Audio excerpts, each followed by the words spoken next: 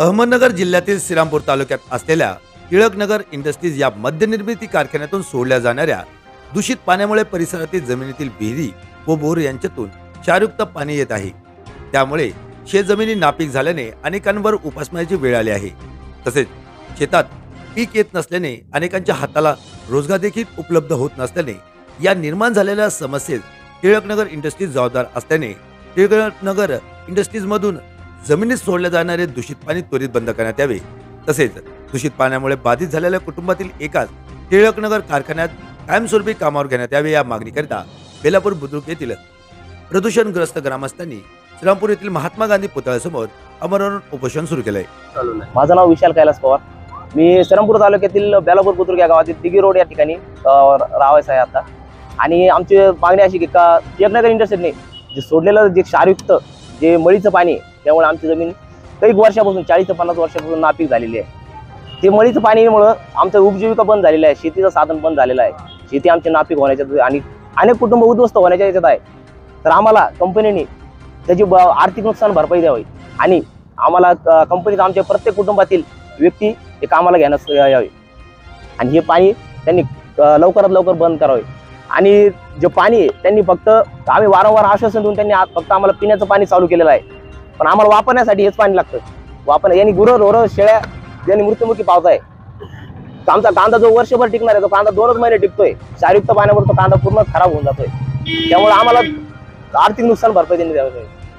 टिळकनगर इंडस्ट्रीच्या दूषित पाण्यामुळे प्रदूषणग्रस्त झालेल्या ग्रामस्थांनी सुरू केलेल्या उपोषणास रिपाईच्या आठवले गटाचे महाराष्ट्र सचिव राजाभाऊ कापसे यांनी पाठिंबा देत या उपोषणकर्त्यांच्या मागण्या त्या तात्काळ पूर्ण न झाल्यास या संदर्भात तीव्र स्वरूपाच्या आंदोलनाचा इशारा दिलाय।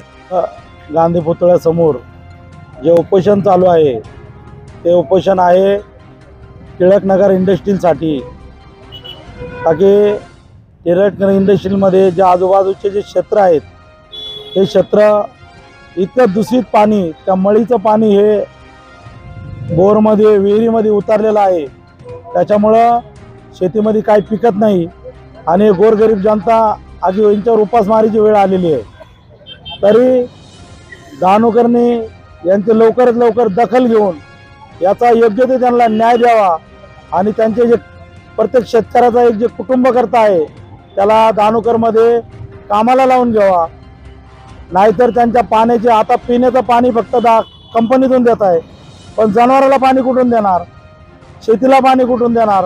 हे असं लाल पाणी आलेलं बघा, त्यापेक्षा पेट्रोल सुद्धा एकदम सपट दिसतं, हे इतकं लाल पाणी आहे आणि 100 फुटाच्या बोरमधून काढलेलं पाणी आहे। तेव्हा हे पाणी लवकरच याचा काहीतरी बंदोबस्त करावा शासनाने, नाहीतर लवकरच यांना जर न्याय नाही मिळाला तर दानोकरमध्ये रिपब्लिकन पक्षाच्या वतीने दानोकरला कुलूप ठोकल्याशिवाय लवकर राहणार नाही। मी राजाभाऊ कापसे, राज्य सचिव रिपब्लिकन पार्टी आठवले गट, त्यांनी लवकर जर निर्णय घेतला, हे मुठभर आहेत, नंतर असे मोठे आणि ते विचारता सोय नाही, कंपनीला सळूशोवळ केल्याशिवाय राहणार नाही। तेव्हा त्यांनी लवकर यांची दखल घेऊन यांना योग्य ते न्याय द्यावा हीच नम्र विनंती। याविषयी जसनूर मराठी वाहिनीने घेतलेला आढावा।